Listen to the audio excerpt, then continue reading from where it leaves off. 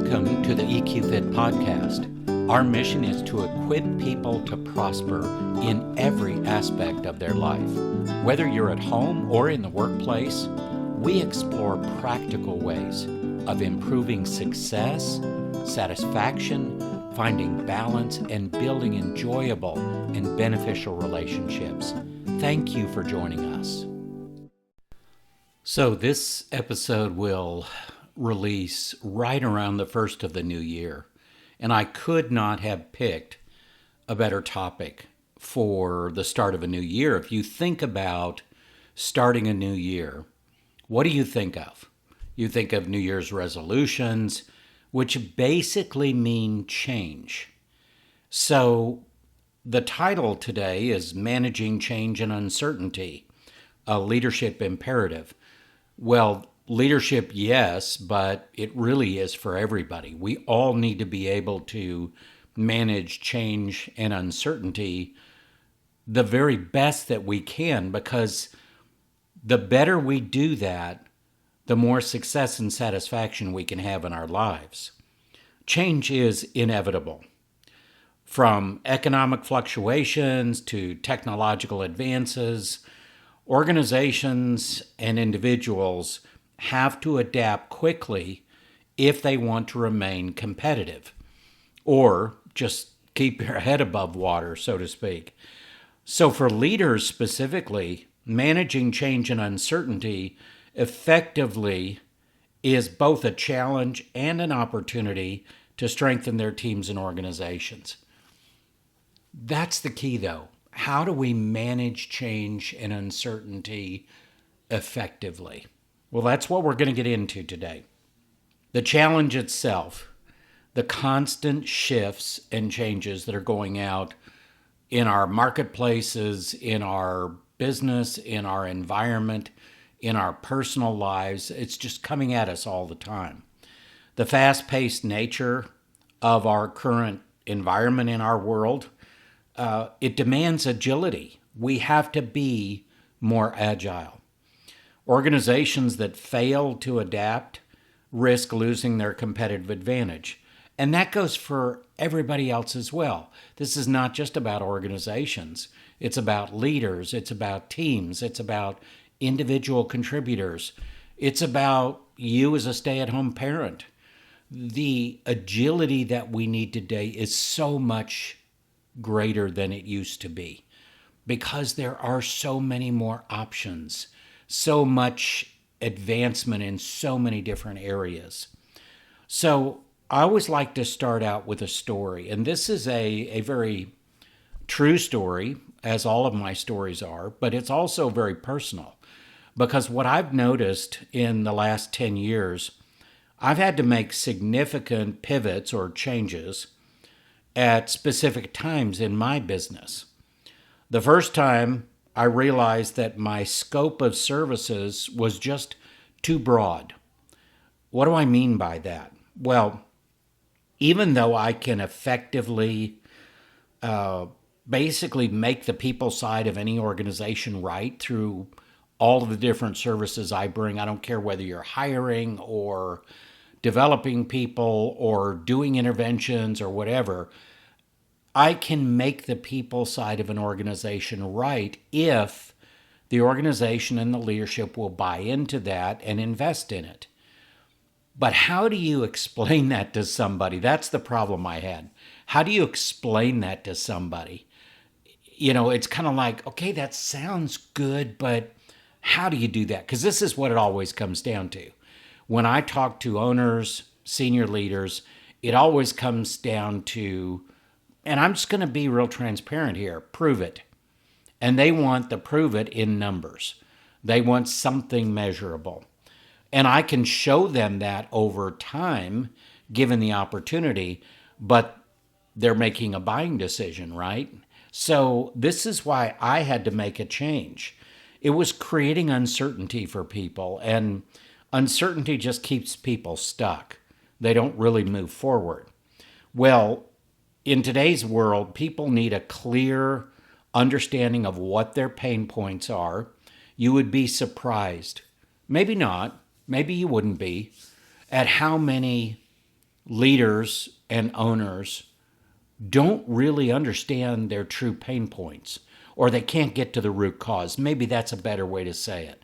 They can't figure out what the root cause is. They also need the right solutions, and they need to understand the value and the return on investment so they can make their best decisions. Well, with that understanding in mind, and with this goal of making it much easier to connect the right solutions for the desired outcomes and removing uncertainty in the process, it really made me rethink the way I was offering my services. So I made a very significant change at that point. So then the next pivot point came along, maybe 2 or 3 years later, when my clients asked me to provide a different type of service model. Well, what does that mean? Well, I was mostly project based.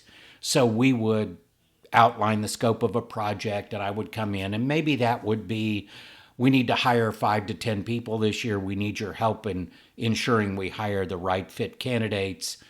That's one kind of project. Another project might be, we've got some emerging leaders that really need some help to grow into the leader that they can be. Can you help us develop them and work with them? Sure, that's another type of project. Another one may be, we have a lot of toxicity in our culture.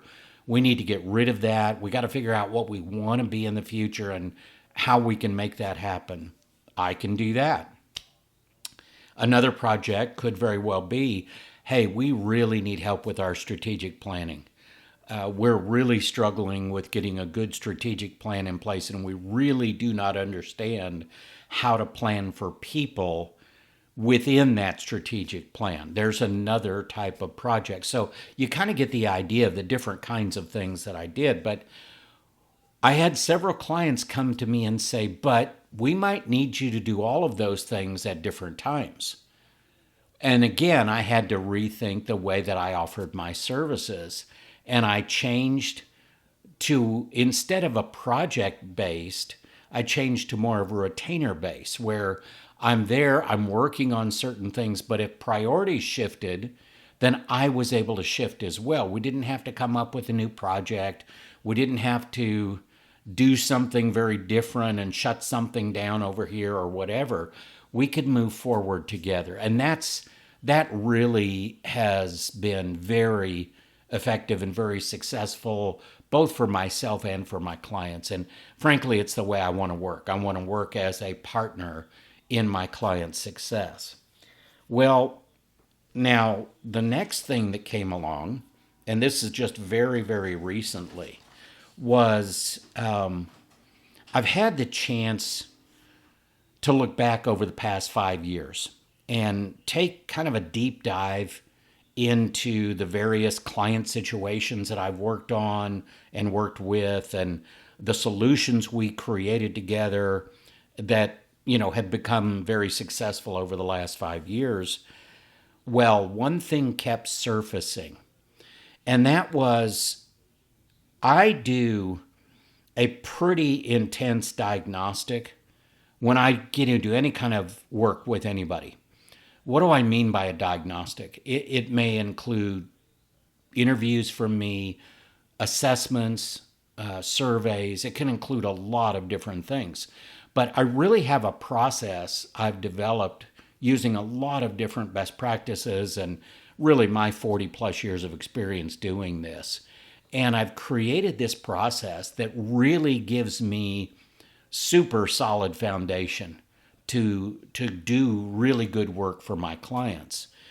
But what I realized was that information and the way that I use it is mostly in my head, because I'm pulling together all this assessment data and survey data and interviews, and I'm putting all of these things together, and I have it in my head, and I do presentations and that kind of thing, but I don't really have an easy way for a leader or an owner to look at the same kind of thing that I'm looking at.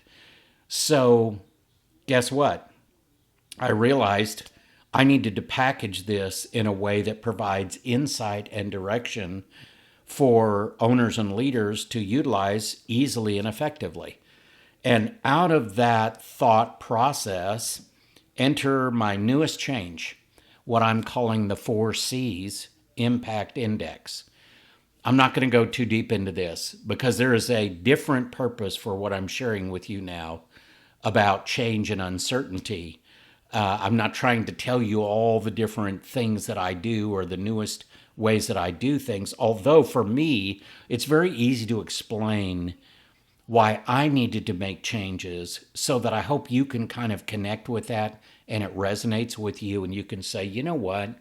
I can see how that innovation was important. And what we're going to get to is how do you make those changes? How do you become change embracing? Well, this 4C's Impact Index is literally a visual approach to taking a data-driven approach to leadership and leading teams, leading organizations, but from a data-driven approach. So what are these 4C's? Well, they're consistent across any individual, any leader, any team, any organization. Character, competence, capacity, and chemistry. And out of all of those, you actually get a fifth C, which is culture. And culture is important, but it's a standalone that I keep separate from this 4C's Impact Index. Well, if you think of character, competence, capacity, and chemistry, you can see how each of those would have a significant impact no matter where they show up, individuals, leaders, teams, wherever it is. Now, here's the point of this story. The reason I'm sharing these specific pivot points with you that I needed to make was because it's indicative of what other owners and leaders need to be equipped to do as well. You've got to be able to recognize the need, be able to accept it and move forward, commit to it, and then be able to carry yourself through that change process. We know our world is evolving rapidly. We cannot afford to get left behind. Uncertainty and being uncomfortable can easily derail a needed change. That is why the first change that should happen is equipping yourself to become more prepared for making smart changes. And that's the purpose of this story I'm sharing with you, is how I became more change embracing. At the heart of change is our emotional environment. And a quote from 6 Seconds, the largest emotional intelligence community and organization in the world. I love this quote and I use it a lot. Emotions drive people, people drive performance. And it's true. At the heart of every decision, every action, there will be emotional drivers.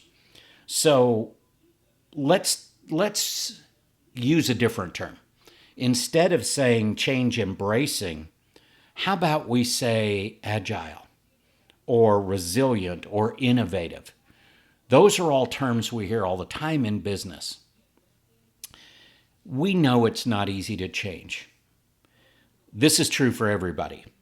So why do some people seem to adapt to change more easily? Bottom line, it's because they've developed a successful way to navigate the emotions of a change process. That is what I had to do. I had to equip myself with emotional intelligence skills to speed up my acceptance of the need to change, then commit to the change with optimism, and then use my intrinsic motivation and my ability to navigate my emotions so I could sustain the change process all the way through to completion. So let's first look at why managing change and uncertainty is critical if you want to get the success and satisfaction that you desire. Well, first, there's resilience. Organizations and individuals need the ability to withstand disruptions without losing momentum. Now, that's that's all of us, right? We all have disruptions in our lives. Resilience is the foundation for sustained success in turbulent times. And I know that all of us have experienced a time when we have had a strong emotional trigger of some kind happen. And we really either go one direction or the other. It either derails us, keeps us stuck, and we have to figure out how to get back to balance, or we already have something prepared to deal with that and manage it. And that's emotional intelligence skills. So there's resilience. That's why managing change and uncertainty is critical. Here's another one. Why is it critical? Because it's going to give us a competitive advantage. And this is true. I have seen it happen over and over in the work that I've done over the years and decades with different people. Agility allows people and organizations to look at things as opportunities instead of problems. And that change then becomes an opportunity. Being proactive rather than reactive ensures a strategic edge over competitors. I'm not going to share specifics, but I'm dealing with at least 3 different leaders from 3 different organizations right now that are totally in reaction mode. They cannot get to proactivity. And the problem is that most of that is habit. They could become more proactive, and I'm helping them get there. But when you are only dealing from reactionary mode, it is very difficult to improve things, to enhance things, to find efficiencies. It feels like you're always behind. You're always under this significant weight that you just can't seem to get out from under.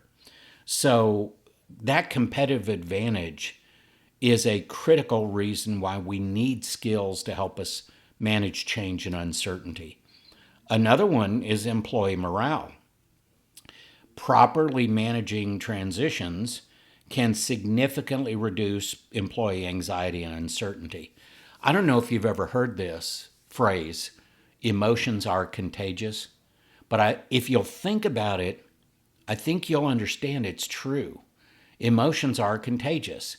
So if the emotion that is coming out of a leader is one of uncertainty or fear or anxiety or stress or whatever, then that's going to be contagious with their team.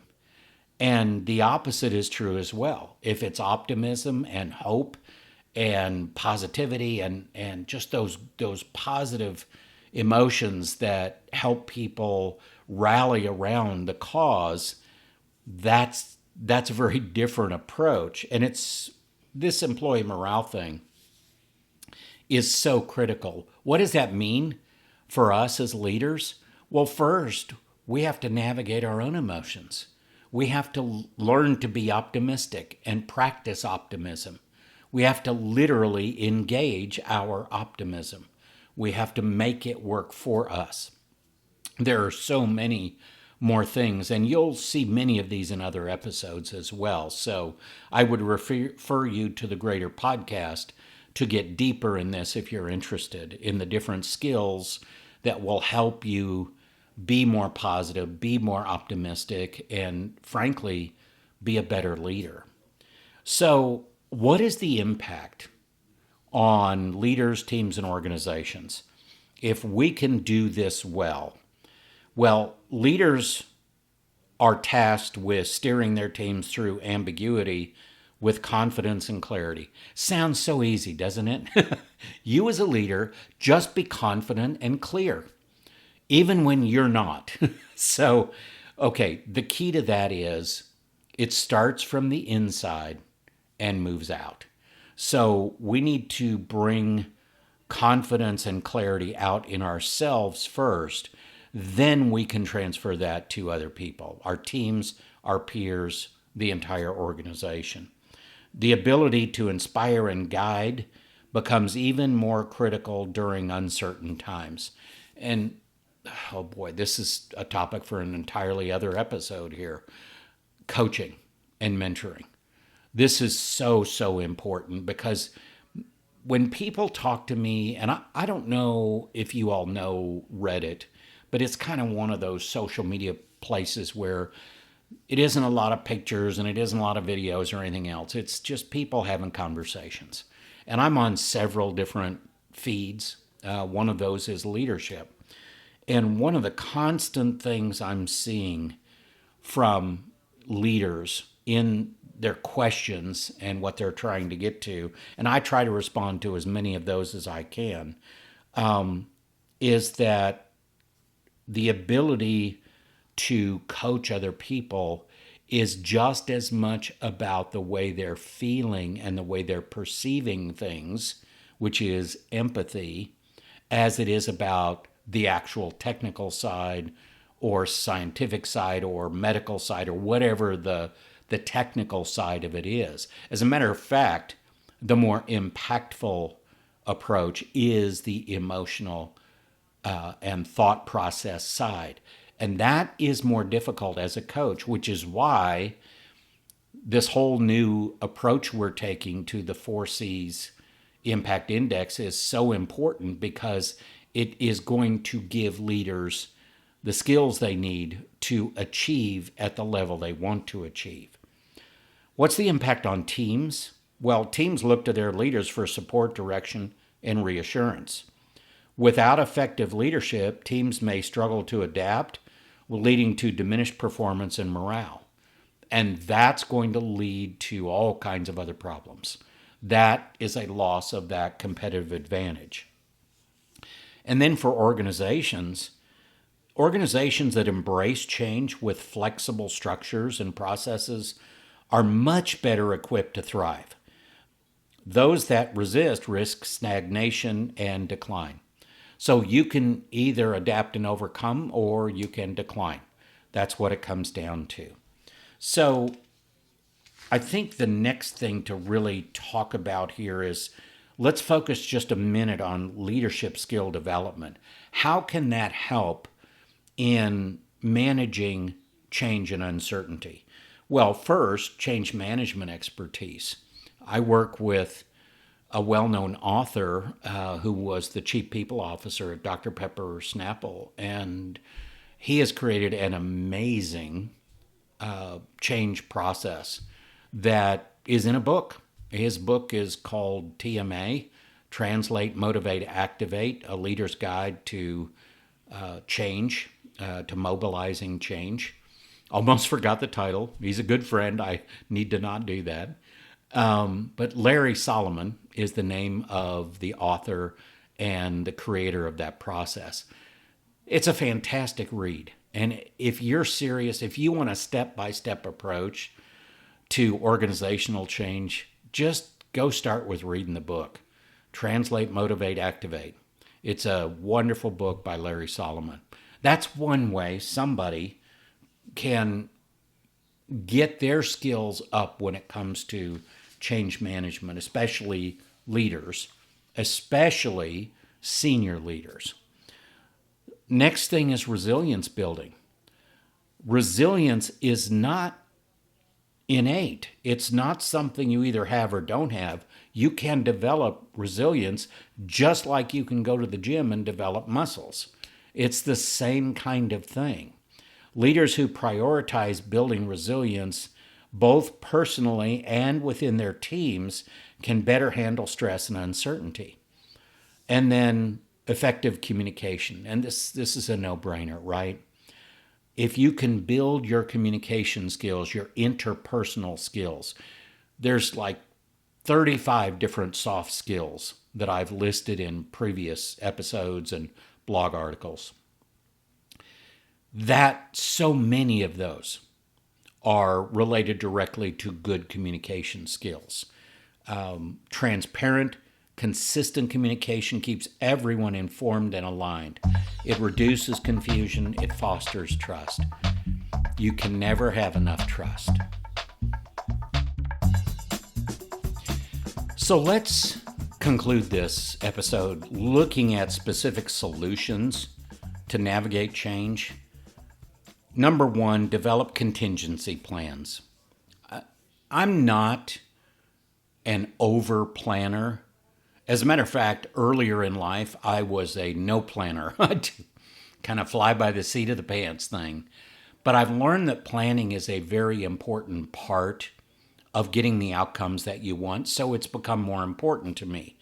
But developing contingency plans, what if scenarios for various things that could happen, that's called readiness. And it allows you to be more agile, but it's a structured agility, which I think is an important thought process for all of us to consider. There are ways to structure agility. If this doesn't work out this way, but goes a different direction, then do we have a plan in place for that?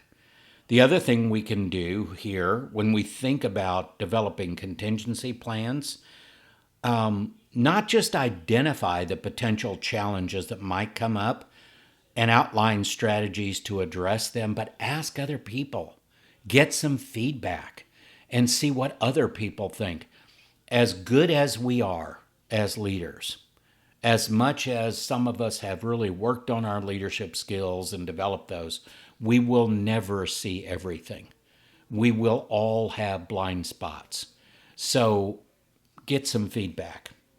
The second thing here under a specific solution to navigating change is really engage in what I call transparent communication. Openly share information, even hard truths with people. People would rather know the truth, I think, than guess. Guessing just creates all kinds of problems. But it builds trust and it reinforces a sense of shared purpose. And you really want that as a leader. Shared goals, shared purpose, shared values. If you can create that within your team is going to be far better equipped to deal with uncertainty and to deal with change more effectively. The third thing we can do here is to provide support resources.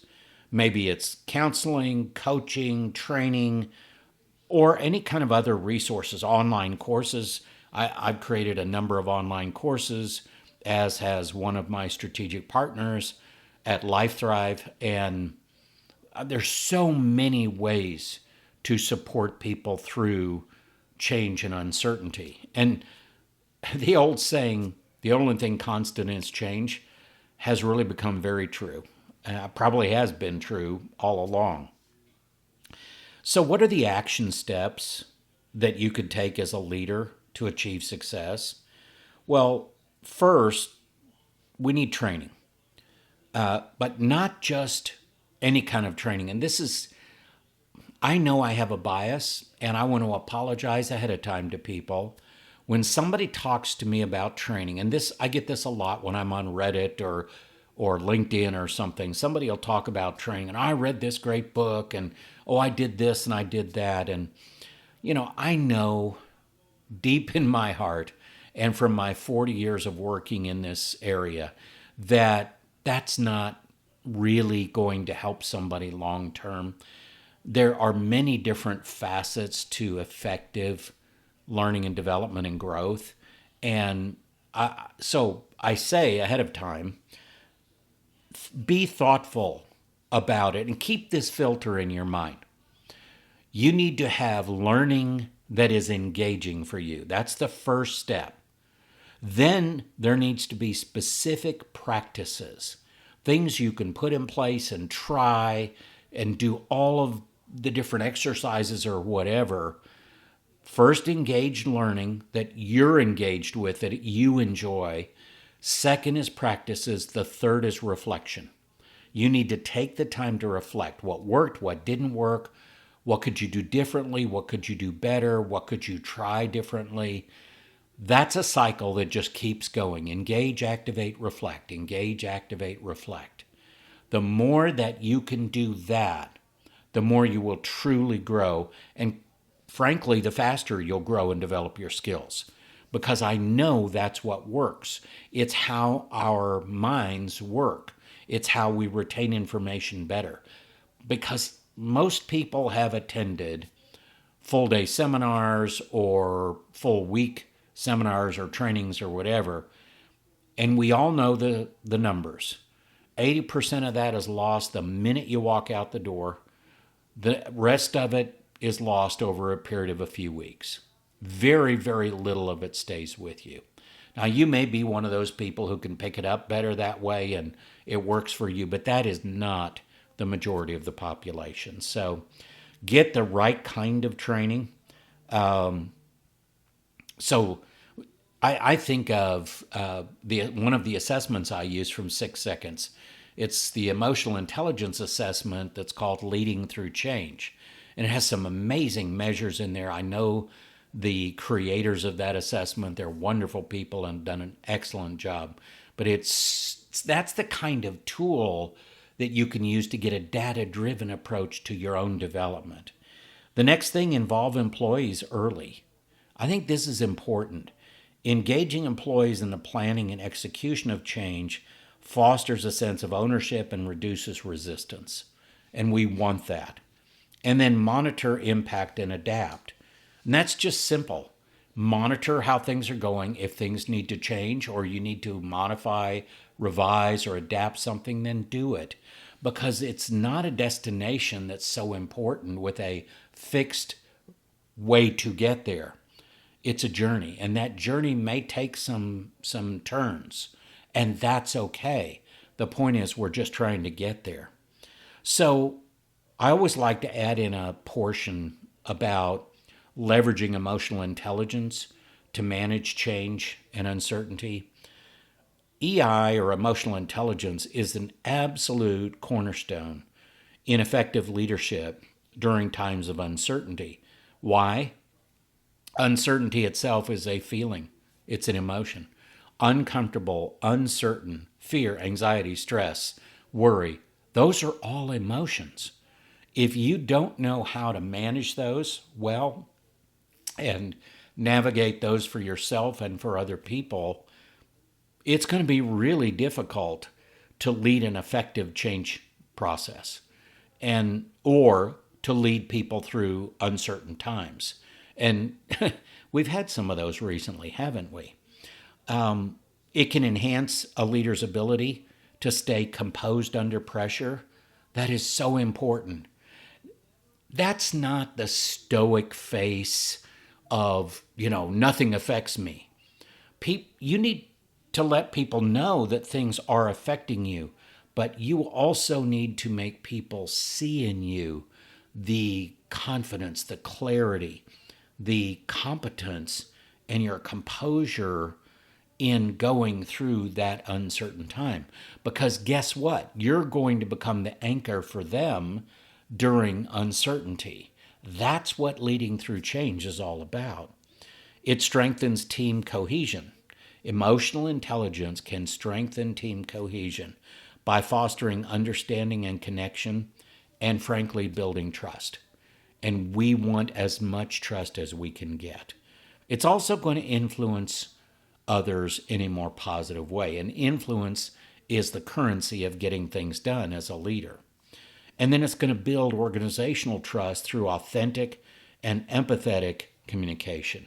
It's going to make you a better leader. It's going to make you better all around if you learn these skills of emotional intelligence. So just drawing from my expertise in emotional intelligence, as well as tools like the habit story assessment and the 6 Seconds emotional intelligence assessments, here's what I know. Here's the work that I know has proven to be successful. Leaders can create a roadmap to navigate change with confidence, and that leads to success and satisfaction. And I just want to close this out by saying, when you're in any kind of change process, you're trying to figure out how to move forward, whenever there is uncertainty, it is imperative that you transform what you may see as a challenge into an opportunity and then use that for growth. Use it for your growth, use it for the growth of your people. That is a recipe for success. Thank you for joining us for this episode. If you have any questions about this week's episode, or maybe a suggestion for future episodes you'd like us to explore, please contact us through our website at eqfit.org. For more information and inspiration, connect with us on LinkedIn, Facebook, and YouTube at EQFit.